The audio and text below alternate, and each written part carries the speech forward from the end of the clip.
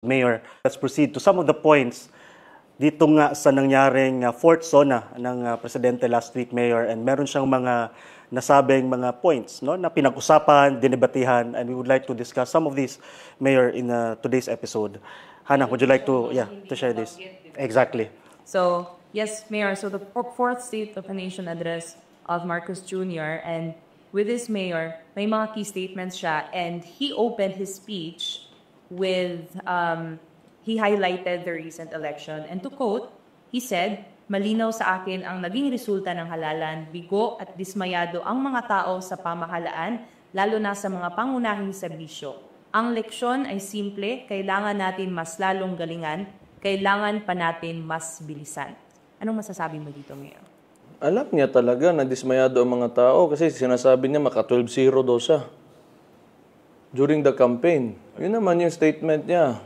12-0 daw yung lahat daw ng bagong Pilipinas na mga senators makakapasok sa Senate. Nasaan na yung 12-0 mo? So, yun naman talaga yung clear indicator ng ano eh. Tama naman yung sinabi ni Marcos na pumalpak talaga siya. No, marami lang nag-comment, Mayor, na medyo nag-align to sa statement mo in our last episode na this is the most inefficient government. So somehow, parang nag-agree din si Bongbong with that statement na he acknowledged it na the people were not happy and they need to improve. That's what he said. Tagal ko na sinasabi yan. Simula pa lang ng itong nagpa-podcast tayo na masyadong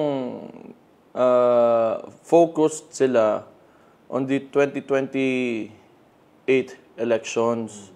Tapos lahat ng movements ng administration are, inaano nila pinopoliticize nila lahat ng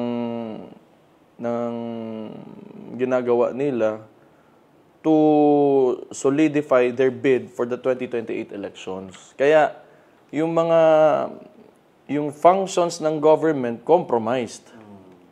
'Di ba? Supposedly, tulad yan, ayuda, may DSWD naman na para mag-distribute, nilagay mo sa mga congressman, which are political individuals. 'Di ba? So,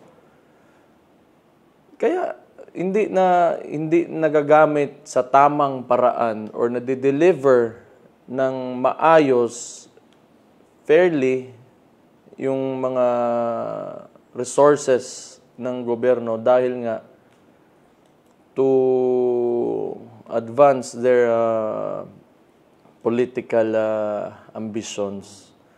So, ito kasi rin, it's one way, yung pera ng bayan, it's their way of buying allies. Like Martin Romualdez, di ba? So, Martin Romualdez, pagka sumunod ka sa amin and this administration, then you are given allocation ng ayuda, which is which used to be the pork barrel. So, yun naman yun eh. Kaya, yung DSWD, which has the data, sila naman yung nakakaalam and paano nila gawin yung trabaho nila, kung saan dapat mapupunta yung mga resources na yan, hindi na nagagawa nila yung trabaho nila. So how can that be efficient? Tama naman, Congressman, your only job is to, cooperate with itong mga agencies na to, na ito yung kailangan namin, then you propose the budget, sige, magbigay tayo ng allocation dyan, DSWD for this region, for this district, kasi may kailangan na ganun. Pero anong nangyayari? Diretso sa congressman. Bahala na siya kung paano niya gagamitin. And in fact, Mayor, we've seen and we've heard reports of that during the last campaign na sa distribution ng DSWD, dumarating bigla yung mga politiko at sila na ang nagbibigay sa ayuda instead of the DSWD, as you've said, which has the mandate to do this function. Ano yan eh? Traditional politics. Kahit hindi mo naman pera yan, gagamitin mo na para sabihin na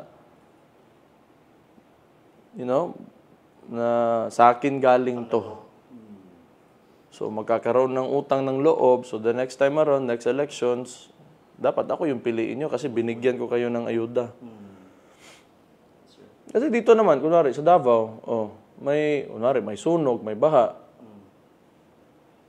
Ang CSWDO, lahat ng mga departments, ide-deploy yan. Kung meron man politiko diyan, they're there just to, to do an ocular visit, everything is going well, 'di ba? Yung ganun. Kung okay pa ba yung mga nangyayari, tama ba, may kulang ba? Yun lang naman yun. Pero yung pera na yan, nandyan na yan. It's supposed to be allocated already kasi hindi mo naman maiiwasan talaga na may mangyari. Diba? So ngayon, kung ginamit mo sa politika, binigay mo sa mga congressman, inubos mo doon so that you can acquire allies, katulad nung midterm elections, pag may nangyari talagang totoo, like yung recent baha doon sa Manila, saan mo kukunin? Pinamigay mo na lahat eh. So, the next thing that you do is maybe you would realign pera ng mga ibang department doon na naman sa ayuda. So, mawawalan ng pera yung ibang mga institutions like DepEd, yung PhilHealth, isa yan, di ba? Bakit nila kinuha yung pera sa PhilHealth at hindi natin alam talaga kung saan napunta and they're not telling the courts because they keep on moving the oral arguments kung saan nila ginamit yung pera sa PhilHealth. Which, I would speculate talaga na napunta talaga yan sa ayuda. So kaya nga, pumapalakpak talaga yung mga congressman because it serves them really well for their political preservation. That's why satisfactory and happy sila sa report at sa performance ng kanilang leader. Hindi naman nakinig yung mga yun. Basta every time pumalakpak yung mga congressman, pasalamat sila, si BBM talaga yung presidente ngayon. Kasi wala busog kami Hindi talaga nakinig. Madali lahat Basta luhod lang kami dyan, meron na kaming budget. Tama ka, Mayor. Hindi talaga nakinig. May nakita nga, nanonood pa ng sabong during the SONA. Pero di daw siya nagsasabong. Huwag kayong judgmental. Hayaan na natin yan. Ano naman yan hayaan na natin yan. Yan yung Congress. Ito nga yung klaseng gobyerno na meron tayo ngayon. Wala naman. Yung trabaho ng DSWD or DPWH, sila naman yung may technical capacity para talaga mag-identify kung saan dapat ilalagay yung mga projects or whatever. But now, since, yung congressman naman yung mga lobbyists na nakakakuha ng budget, so, I think, and I would speculate again, that they would suggest to the departments kung paano gagamitin yun. Diba? Yun yung mangyayari. Yun yung mahirap doon. Instead of na si DPWH, kailangan natin ng tulay dito, sabihin ng congressman, hindi, nakakuha na akong pera. Kailangan natin concreting dito na area. Tapos sisirain natin yan. Tapos isesemento agad natin yan. I-repair natin. Tapos sisirain natin ulit. Tapos i-repair natin ulit. So that, like we can utilize the budget, maximize it for profit. Yung kasi, tulay, pag ginawa mo, hindi mo naman pwede sirain yun. Di ba? Yung building, pag tinayo mo yan, hindi mo naman pwede sirain yun, tapos tatayo ka ulit ng building kasi it wouldn't make sense. Pero ito kasi, makakapal talaga kasi yung mukha talaga ng yung gumagawa nito. Ito si DPWH kasi, wala yan. Tao yan, mga tao lang yan ng presidente. Kasi under the president yung DPWH So, pag yun na pag hinayaan ng presidente yung Congress on how they implement the budget, wala talaga. It will not be properly spent. Diba? Kung paano mo ginamit yung pera. Tapos ngayon, siya pa yung magagalit. Hindi ko maintindihan. Ba't siya yung galit? Dapat supposedly, na tinignan niya na maayos. Okay, may pera na tayo, pinirmahan ko na yan. Sasabihin ko ngayon sa DPWH, gamitin nyo ng maayos yung pera na yan. Ayoko na may mga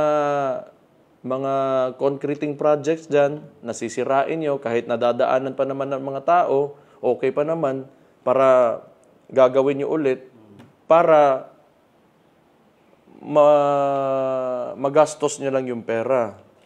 And, like, some other political parties are very vocal about this. Sina Magalong, especially that guy, di ba? Sinasabi niya naman yun, yung kickback, 30 to 45%. Ayan pinakamadali dyan, yung concreting talaga.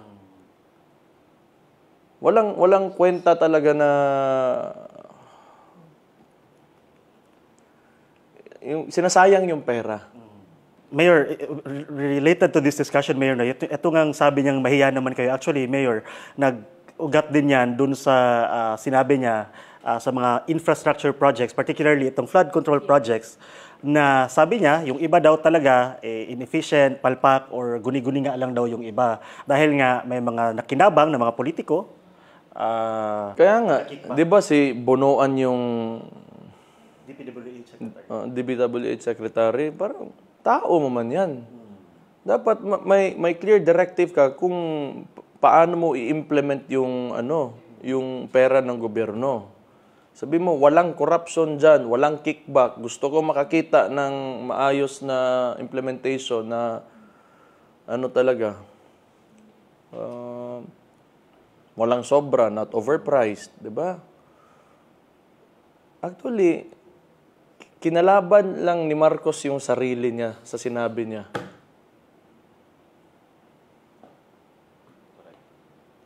Pero, kaya nga, nakakalito talaga. Nakakalito talaga. And,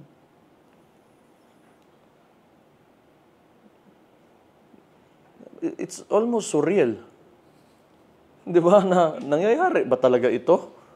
Na sa ginagawa ba talaga ito ng gobyerno na ito? Mahirap isipin ba? Mahirap isipin. It's in front of the nation. They're doing this in front of every Filipino. On broad daylight, Mayor. Yeah, yung mga congressman naman, palakpak kami because who's going to take the blame? The president. Diba? And the president is so shameless, so wala rin. They were very proud. All very proud. It's so confusing nga, di ba? Diba?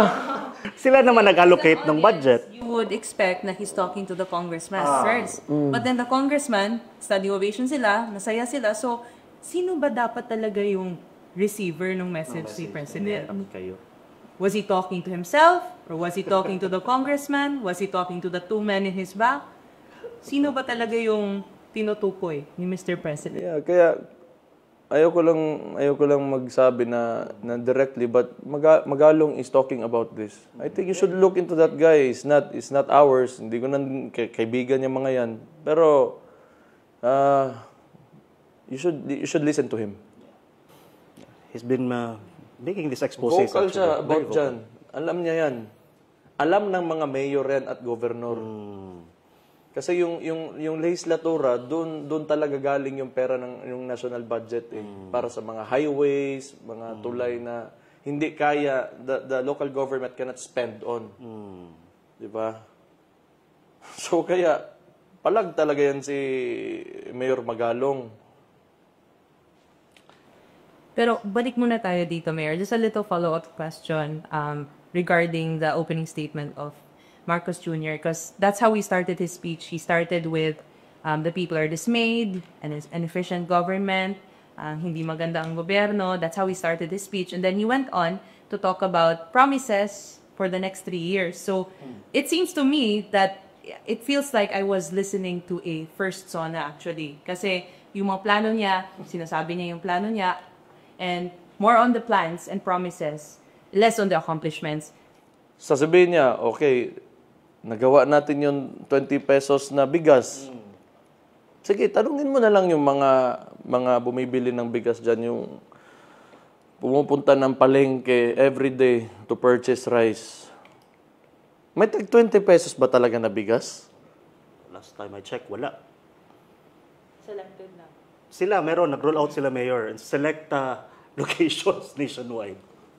Co-ops, I think, dinaan nila sa Yeah, isang but cooperative, but Mayor. it's a subsidy of the Exactly. government. Subsidized. Yes, yes, It's yes. not the actual price. It's not Correct. an actual market price Correct. ng bigas. So, ang ginawa doon, kumuha na naman sila ng pera, bumili sila ng bigas at a lower cost or at the cost, di ba, at the market price, tapos binenta ng gobyerno 20. ng tag 20. But it doesn't mean na yung actual market price talaga ng bigas na may 20 pesos na bigas. Tinitwist kasi nila yung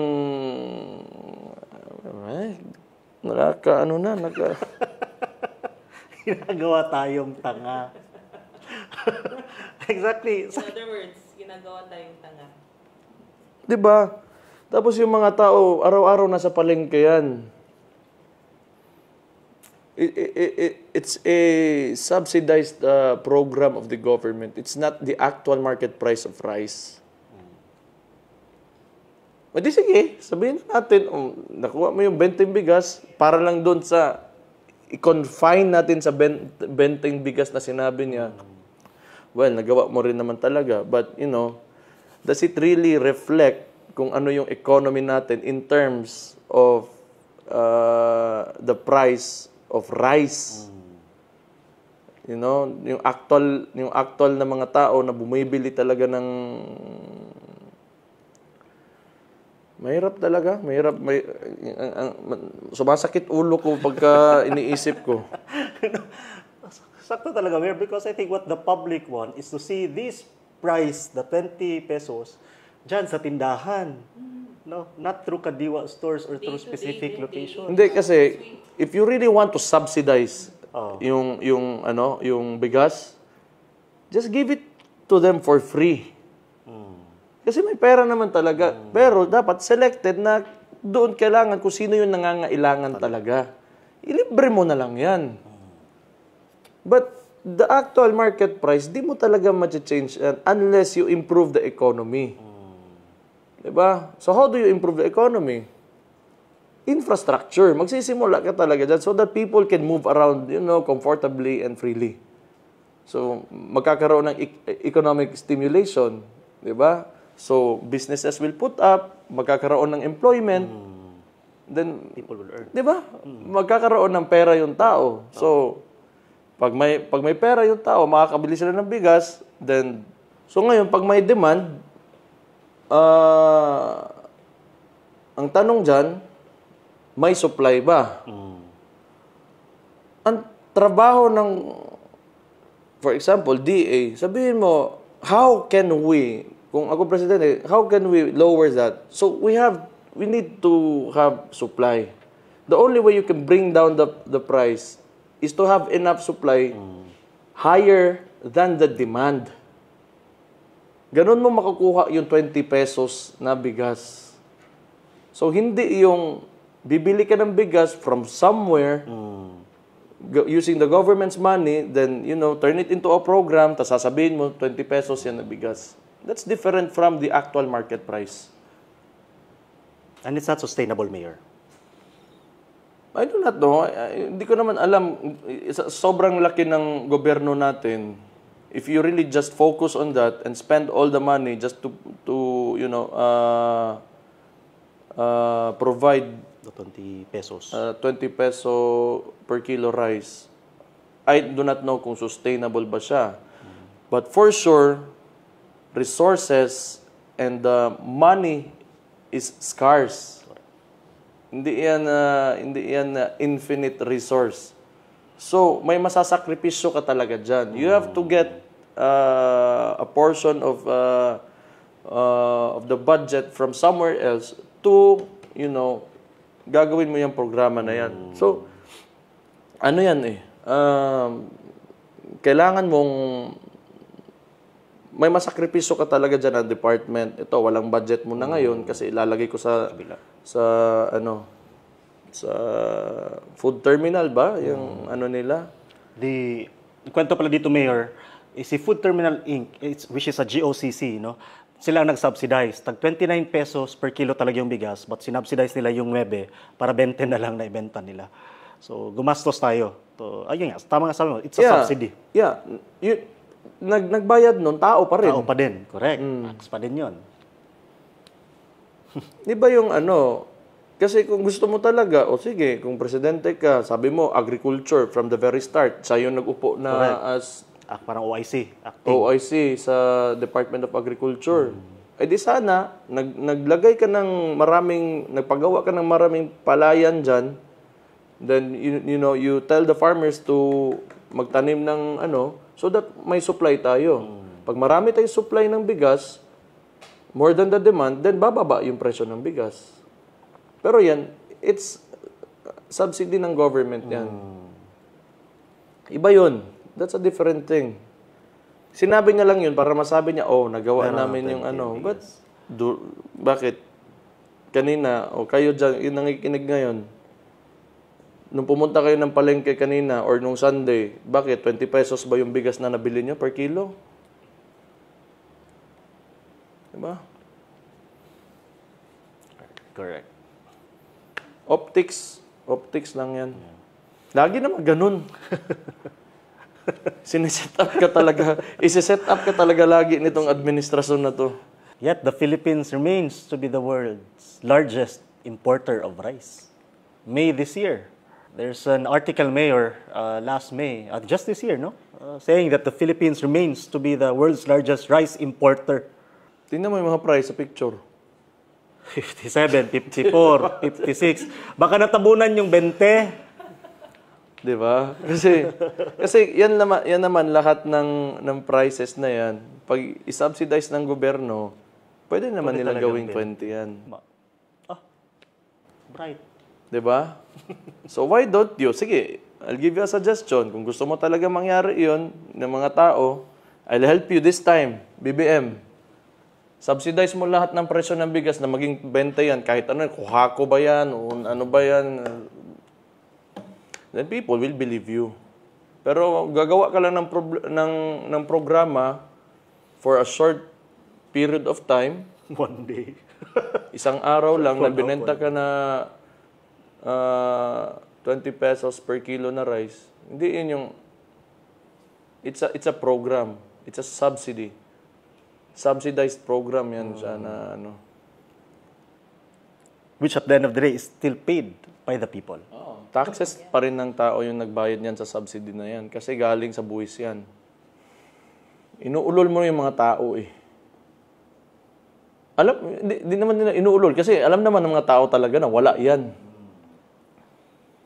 Inuulol nila sarili nila. Tapos sinabi mo, kaya naman pala natin. For one day. For one day, kaya nila. Sige. Di niya kasi specify nung campaign. Fairness to the diba? Na saan, paano magiging 20 kilo, basta kay 20 per kilo. Gusto ko lang sabihin talaga, iba yung programa, tapos iba yung mararamdaman talaga na tao na pagpasok mo sa palengke, any market na may clear na policy yung government that rice prices hanggang 20 pesos lang talaga yan.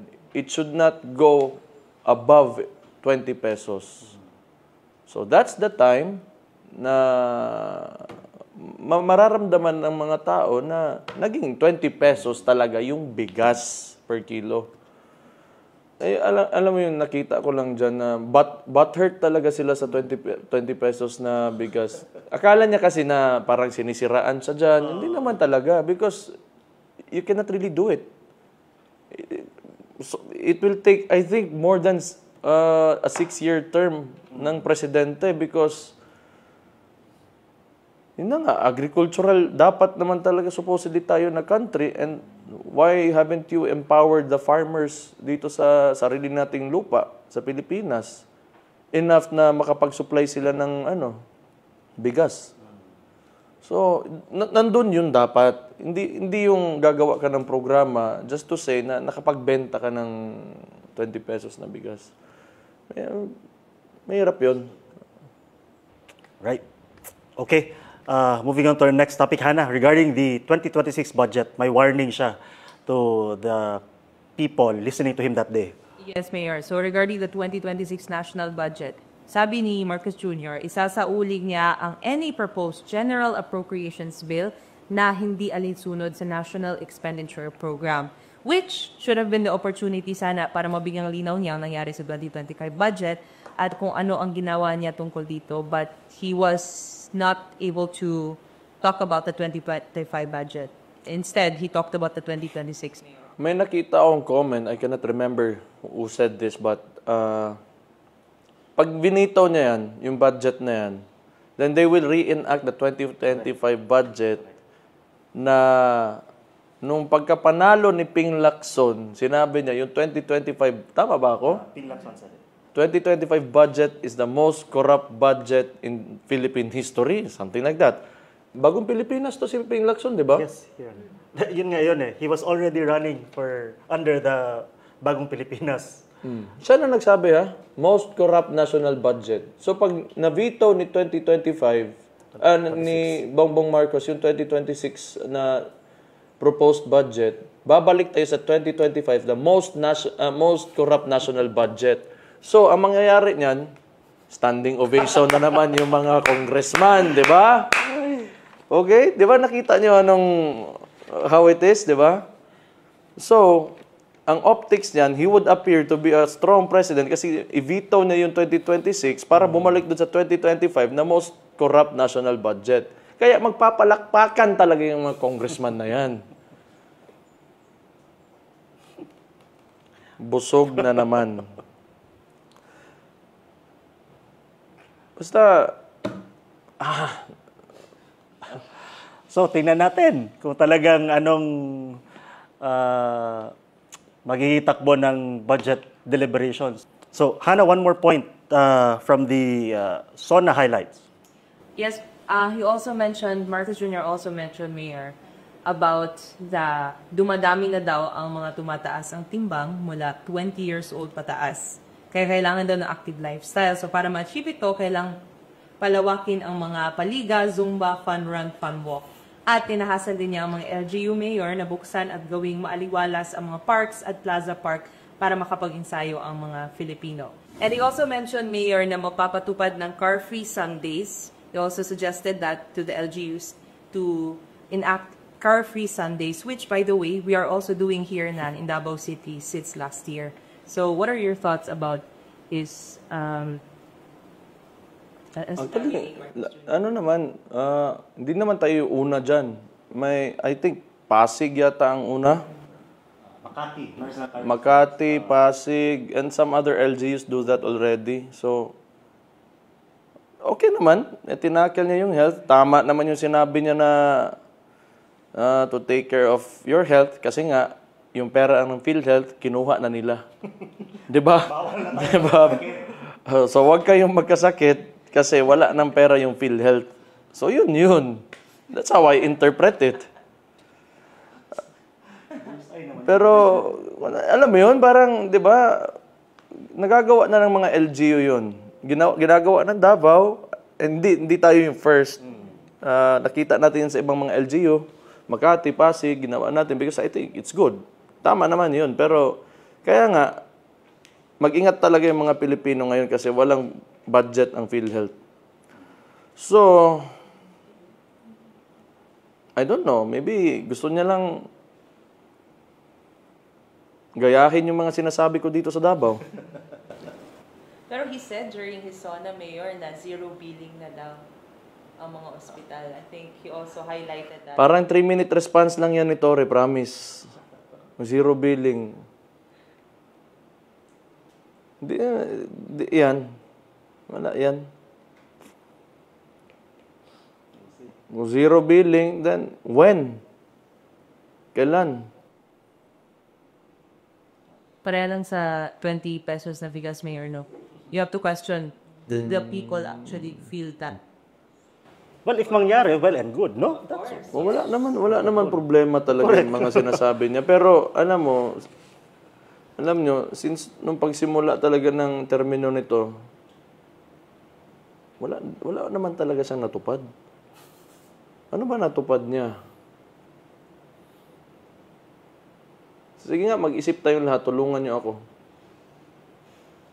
Natupad ang pangarap niya makabalik ng Amerika, Mayor. Di ba, pangarap niya ba yun? Kasi di ba, naban na sila at some point. Di na sila kalupad ng Amerika because of their cases. But I think more than anything else, sa lahat ng statements na sinabi ni Marcos Jr. in his SOLA, Mayor, Sir Harbs, I think the one that I agree with the most talaga is yung guni-guni. That is the banner of his administration, I think. Madaming guni-guni. Referring to projects? Yes. Oh. Anyway. Speechless si Mayor. Alam mo yun, yung very, parang nakakahiya. Draining. Draining masyado siya na tao. Draining ba? Yung makikinig ka, ano to? Bakit mo kami inuuto ng harap-harapan? Bakit mo kayang gawin yan? Alam mo yun? And we know you've never delivered anything. Tapos ngayon, gagawin mo. The next year, may SONA na naman siya. Isipin mo yun, tapos it will be the same thing again. Pero wala yan. Tingin ko si Marcos kasi, ang gusto niyan, maging presidente lang to reclaim what they think is his birthright. Kasi diktador yung tatay niya. Then makaupo sila sa, sa the highest position in the country. Yan lang ang gusto niyan. Walang iba. But in terms of how he visualizes the country, wala siya diyan. Wala siyang mga forecast, wala siyang mga real objectives na gustong mangyari talaga. Yung sa kanya lang nandyan, pag presidente na siya, bahala na kayo lahat. And he serves the oligarchs, the political dynasties. Yun naman talaga. Yun yung gusto niyang And ito naman, oligarchs and the political dynasties, ang gagawin lang talaga yan is to increase the wealth gap so that you can exploit people, the people below.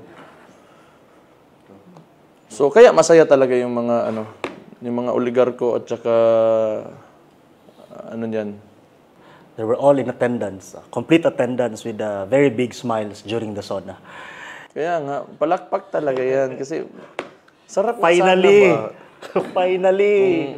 Our guy. Mama. Ito yata yung pinakamagandang time maging congressman ngayon, panahon na ito. Mayor, I'll move to another topic after SONA. So, that's the last discussion, Mayor, on the SONA topic. Right now, Mayor, daan na lang natin itong pagbubukas nga ng bagong Kongreso at bagong Senate, Mayor, for the part of the Senate. Si Senate President Chis Escudero retained his post, no? But nagkaroon ng, I think, some konting balasahan sa committee chairmanship. Ito yung mga pinag-usapan, Mayor, na movement sa Senate because during their first session, si Bam at si Kiko officially joined the majority, leaving Senator Hintivero sa minority. And also, pinag-usapan because Senator Rodante Marcoleta, nakuha niya yung Blue Ribbon Committee ng a powerful committee dyan sa Senate, Mayor. So, what do you think will be, may nakikita ka bang projection, Mayor, sa magiging dynamics nitong bagong Senate? Plus, nandyan pa yung Duterte block na binubuo nila ngayon, Mayor. Tingin ko, si Bam at saka si Kiko kasi, pwede sila maging running mates for the 2028 election kasi Aquino si Bam eh. Si Risa Ontiveros kasi nag-express kaagad siya na ready siya maging president. And pareho silang LP, di ba? LP, yes. Pareho silang LP. So nilalaglag nila si Risa Ontiveros. That's how I see it. Hindi ko alam kung ano talaga. Pero, syempre, Aquino is an Aquino. And historically, dito sa Pilipinas, pag may apelyido kang naging presidente before, like Marcos, who else? Macapagal Arroyo. and Aquino. So they think Bam Aquino would be a better bid for the 2028 elections along with Kiko Pangilinan. So nilalaglag nila si Risa Ontiveros kasi ambisyosa din kasi ito. Kasi sinabi niya na nga, di ba, na ready siya maging presidente. So may dynamics yan within the political party. Bakit ikaw? Di ba? Sino ka? Si Risa Ontiveros na. Yun. Tingin ko, ganun yun. Nilalaglag nila. Tapos, pag, ano bang nangyari doon? After. Tapos lumabas yung, di ba? Yung may... Yung video, Yeah, yung whistleblower. yung whistleblower na ng KOJC. yes, allegedly binayaran lang daw siya. Na ini-implicate niya si Si Risa. Risa Ontiveros. So, I think infighting yan. Tingin ko infighting yan within the political party. Kasi nga, medyo gusto talaga maging presidente si Teresa. si Risa Ontiveros. So ngayon, syempre, kung LP, Aquino talaga yan.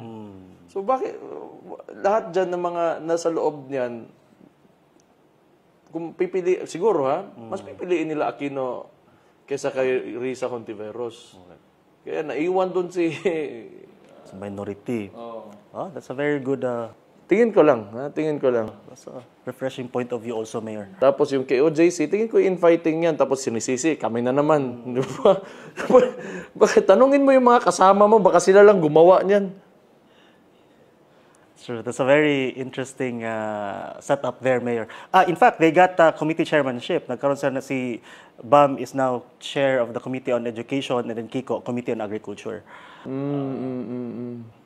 So yun nga. Ito, Mayor, Senator Rodante Marcoleta, chair ng Blue Ribbon Committee. And this committee ay nag-handle ng mga investigations on public officials. Marami ang natuwa. At Pero, okay naman yun. Pero, we'll have to wait kung ano talaga yung movements na or actions talaga na, or direction talaga ni Senator Marcoleta. But of course, since he is an ally, masaya tayo dyan. And we congratulate him for that. So, I hope na he will gagamitin niya yan to, just hindi naman kailangan talaga to na para diinan yung mga para patas lang. Para ma-handle lang ng maayos talaga yung committee. And si Marcoleta is a very straight person. I have seen him a couple of times already, met him a couple of times already, talked to him. Maayos naman siya sa mga interactions namin. So, hindi abusado na tao na actually, Mayor, ang pinag-usapan talaga ng mga netizens, Mayor, itong gulong ng palad ba, the cycle here, because when Congressman Marcoleta was still Congressman, di ba, Mayor, pinagtulungan siya doon sa Quadcom committee. And now, he became a senator and he chairs the Blue Ribbon. So, yung mga tao parang from pag-akyat ni Marcoleta, his journey to get that committee. And yeah, abangan natin, Mayor, how he will perform si Senator Marcoleta as chair of that Blue Ribbon Committee. Nasa ka, Marcoleta, ang huling halakak. Yan ang sinasabi nila. So, we'll see, Mayor, ano magiging takbo ng Senate, itong 20th Congress na Senate in the coming days. Lipat naman tayo sa House of the Representatives, Hana. Dito naman tayo sa House, Mayor. May sarili din silang eksena na nangyayari. So, the House of Representatives, Mayor Martin Romualdez remains as the Speaker of the House, and presidential son, Sandro Marcos, is now the majority floor leader. But BBM allies, specifically Navotas Representative Toby Chanco, Bacolod Representative Albi Benitez, and Cebu Representative Duke Frasco, did not vote for Romualdez. They abstained. So si Chanco, sabi niya, it's because of the 2025 budget. Hindi niya kayang suportahan ang liderato ng House because of the budget. Si Benitez naman, sabi niya, he could not stand behind a leader who pulls down PBBM. And while Frasco, he said that he wants to restore public trust. So what are your thoughts on this, Mayor? Who's the other guy? Who's the last guy? Duke Duke Frasco. Wala yan. Negosyo lang nila yan. Nag-aagawan lang yan ng negosyo. Pera lang yan. Wala yan. Hindi lang napagbigyan ni Martin Romualdez, nabigay ni Martin Romualdez yung mga gusto nila. So siguro, hindi mapagsabihan ni BBM ito si Romualdez. So kaya, nagkaroon na sila ng faction. Wala yan. Ano lang yan. Wala naman silang... Yung statement nila, hindi naman on a particular issue talaga kasi. Di ba? Yung general na 2025 budget, wala din naman talagang kwenta yun. Ano pa yung isa? Kay Benitez? He does not want to support someone who pulls down. Wala. It's a general statement, 'di ba? Wala. Hindi talaga particular. Ano ba talaga yung interest nila? Bakit may ano sila? For Chanco Mayor, he said something about Romualdez Mayor. That's why mas uminit yung bangayan nila because Chanco said that he accused Romualdez na siya ang nagko-control ng mga benefits like AIX, AKAP, DOPAD, and MAIP. So he said the speaker's office must... Yeah, that's why I told you earlier, yung pork barrel yan. Pork barrel yan. Kontrolado kasi ni Martin Romualdez. And siya yung nagbibigay sa mga, if you remember pork barrel, yan yun. Yan yung sinasabi ni Toby Chanco. Oh, see? It blatantly becomes the speaker's pork barrel. Nakalagay. Tama. Yun yung sinasabi ko. It used to be the pork barrel. Ngayon, AIX, AKAP, TUPAD, MAIP. Yan. Iniba lang nila yung pangalan.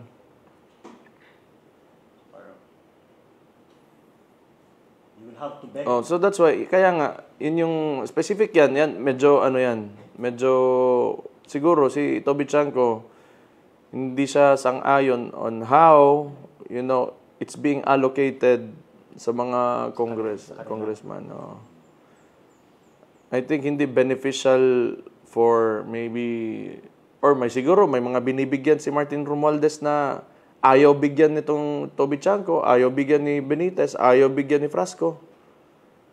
Kasi after nung midterm elections, lumabas na itong mga to na mga problema na So meaning, may problema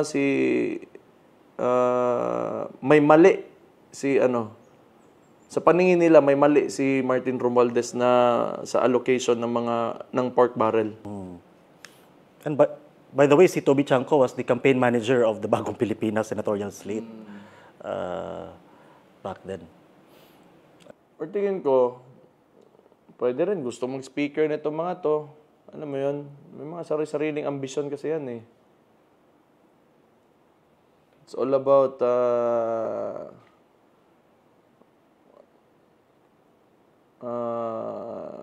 their own interests. Kung ano yung interests ko, hindi ko makukuha, then, siyempre, magagalit ako.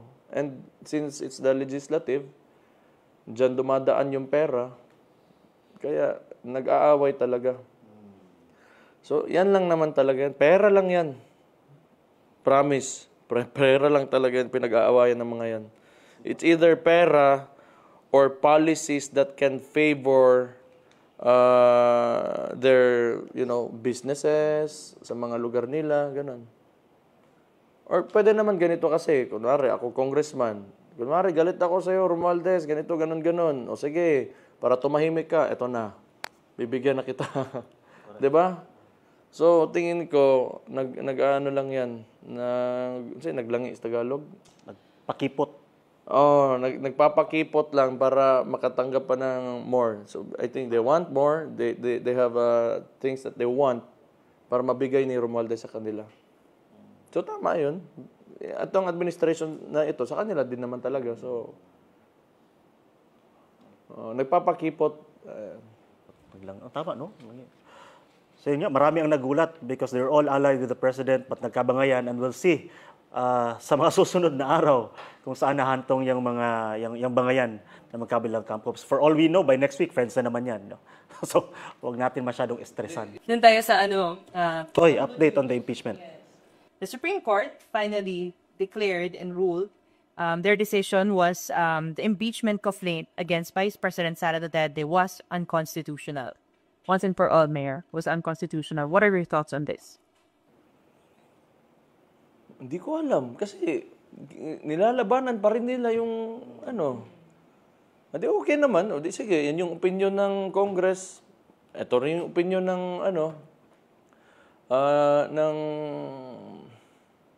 ng courts. So, bahala kayo.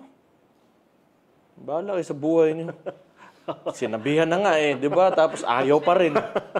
Oy, never say die sila ha. Apparently, they will file for motion. Dapat tapos na yun Di ba? Kasi nga, pag hindi nasagot ng legislatura,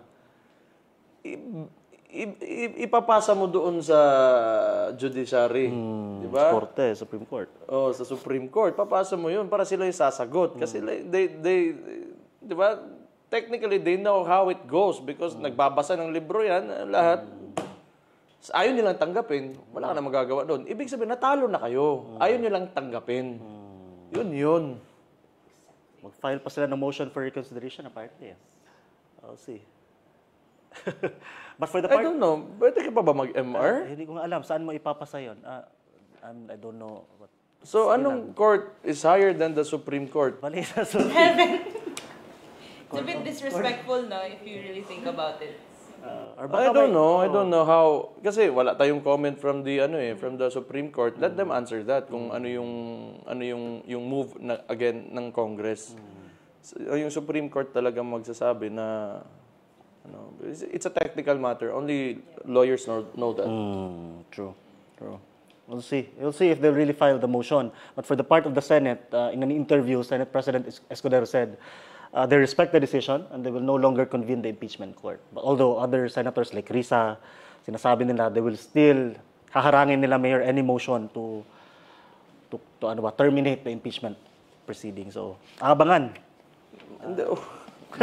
Dapat kasi tapos na yun Hanggang doon na yun, dulo na yan Supreme Court.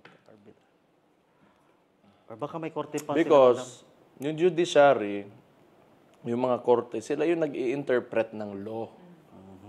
Kasi kung hindi nyo naiintindihan yung mga ginagawa nyo dyan, nag-aaway-away kayo, kunwari tulad ng impeachment, ipapasa nyo sa mga korte para sila mag-interpret ng law kung ano nakasulat sa batas, yun yung decision nila based on what's written in the law.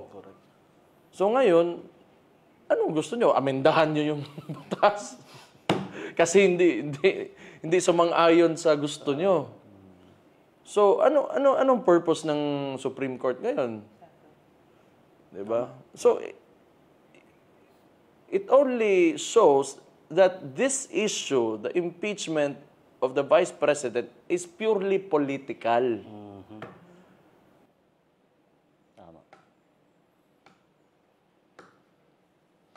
Abangan.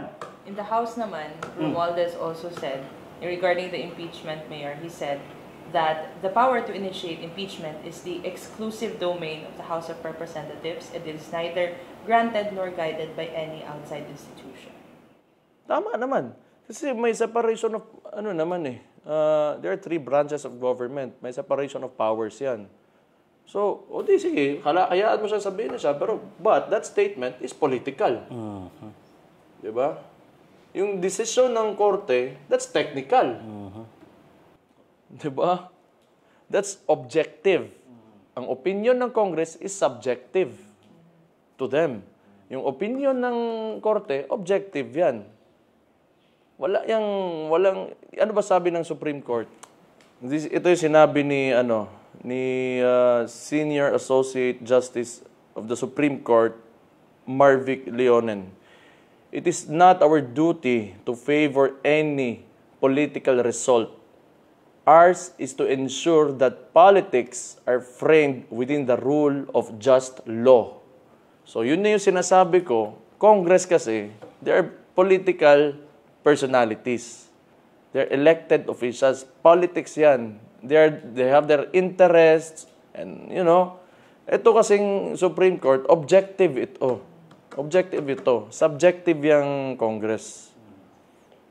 Ayaw nila si VP dito sa Supreme Court, either gusto namin or ayaw namin si VP, we have to follow the law. Ganun yun. Ayaw lang tanggapin ng House. Malinaw naman talaga yan sinabi ni Leonen. And the vote was unanimous, 13-0. Yes. Supreme Court and bank.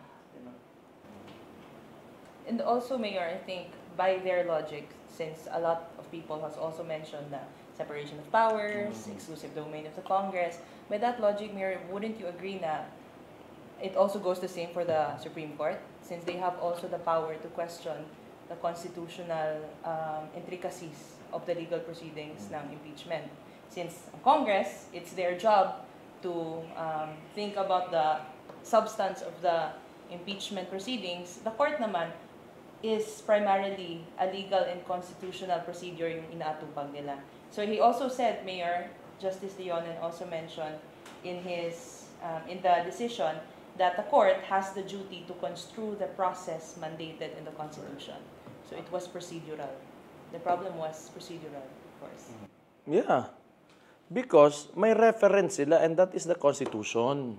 So they have to follow it. Kasi hindi sila magiging justices pag hindi nila sinunod yun. Trabaho nila yan. Ang trabaho ng Congress, ipitin yung kalaban nila. Di ba? Yan yung difference eh. Pero kasi pag yung mga matters kasi talaga na hindi ma-resolve sa mga sa politics, dinadala yan sa korte. Tapos pag sumagot na yung korte, tapos na yun. Tapos na yun. Di nang talaga nila matanggap kasi nga, they do not want na mawala itong issue na to about the impeachment kasi they're weaponizing it against Vice President Duterte. True. It's propaganda. Ayaw nila na mamatay or mawala yung propaganda nila, yung narrative nila. Pero ayan. Tatawa ka na lang eh. Pwede bang wala ba naman talagang nakapagsabi dyan, 4 billion yung confidential funds ng presidente? As against to the 125 million? Bakit hindi natin, okay. So, why not talk about the 4 billion confidential funds of Bongbong Marcos now? Since tapos na yung kay, VP. And sa simula pa lang, di ba, nagsabi na yung COA eh. There's a unmodified opinion already. Oh. Wala na talaga yan from the very start. Wala na talaga yan. Let's see kung saan nila i-file yung kanilang motion for reconsideration. But Sa presidente, malamang. Doon yan. Ay, alam mo, naalala ko lang, Mayor, gaya ng sinabi mo last episode. Dahil nga mamamatay itong impeachment, kaya pala push sila ng push dun sa ombudsman. Nag-retire na si Ombudsman Martires, ha? Maglalagay na sila ng bagong ombudsman in the coming days. So, baka na. Doon papunta ang palabas. Anyway, Mayor, that's the last topic. May gusto ka pa bang idagdag, Mayor, with regard to this discussion on the Senate, House, and the SONA? Wala, masakit sa ulo talaga to. Ang bigat ng discussion today. Masakit sa ulo yung mga... Kasi puro politika eh. Sayang yung oras lang talaga sa yung mga ganong bagay. Tapos yung resources ng bansa, ginagamit nila sa politika. Yung budget, how they use the budget, the 2025 budget.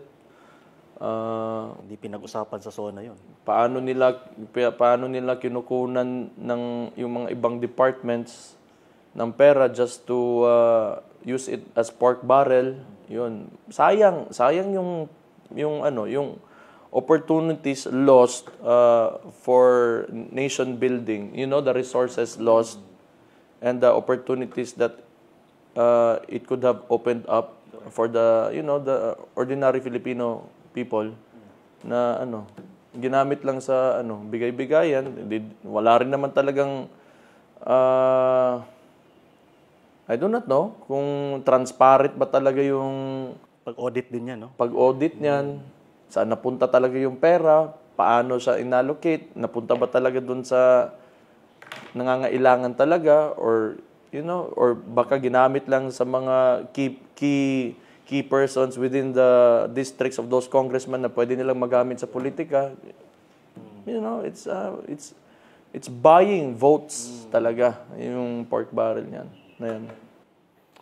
Mayor, masingit ko lang dun sa sinabi mo na how na kinukunan nila ng budget itong mga departamento. Because last week, Mayor, si Tourism Secretary Frasco, naglabas din actually siya ng statement na align dyan, Mayor, kasi I think hindi siya na-mention sa SONA and criticize siya na nag-underperform yung kanyang ahensya, Mayor. And then she released a statement na in 2024, tinanggalan ng Congress yung budget nila for promotions ng tourism by 83%. From 1.2 billion, ginawang 200 million, Mayor, in 2024. Tapos sa 2025, ginawa pang 100 million na lang. So, ang kay Frasco doon is, tatanungin niya, gusto niya ibalik sa Congress yung tanong ngayon, na tinaplasan yung budget ko, tapos hihingi kayo ng parang resulta. Questionin niyo ako sa performance ko.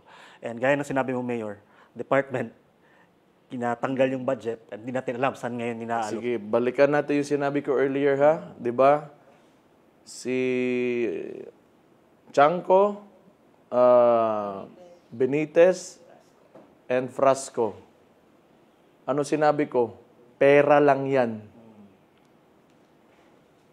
Kinaltasan nila yung Department of Tourism. Asawa to ni Duke Frasco. Kaya sinabi ko, pera lang yung pinag-aawayan ng mga yan. O yan, di ba? Correct. Makikita nyo naman yung pera lang. Pera lang yan. Pera lang yan. Sana dumating. Anyway, wag sana tayong dumating sa punto na mag-away tayo sa pera. Sa dami ng pera.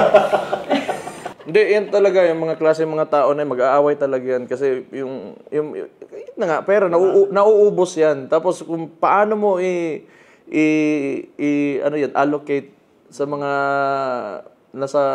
sa mga tao or sa mga congressman, may mag-aano talaga diyan na bakit akin kulang, sa kanya marami, ganun. May mga ganun talaga.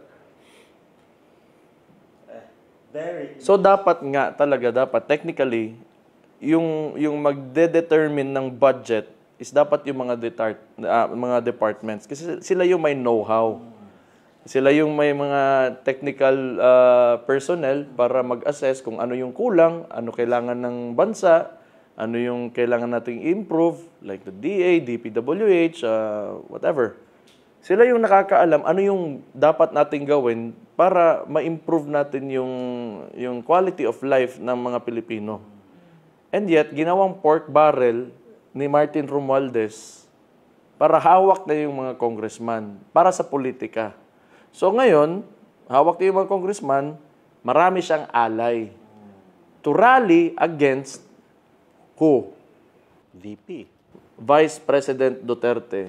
Kasi si Martin Romualdez naman, sigurado, may ambisyon yan ngayong 2028 para tumakbo ng ano. So at least, ilan ba yung pumirma na to retain his 269? speaker? May 269 votes na siya. Then kung sino yung mga tao ng mga 269 votes ng mga congressman na yan, they will use it, it's a political maneuver. It's a political maneuver. Yan gigunitan ng Congress, kwarta mo na. Ikaw may speaker. Maneuver ni mo ang speaker gusto kong influence kaya ikaw may murag ka ng mayor. Murag ikaw yung mayor diha sa appropriations, ingani buhata. Unsay ingon sa department, sagdi na sila. 'Di ba? Ano sinabi ng department ng DPWH, gagawa tayong tulay. Wag na yan, iayuda na yan.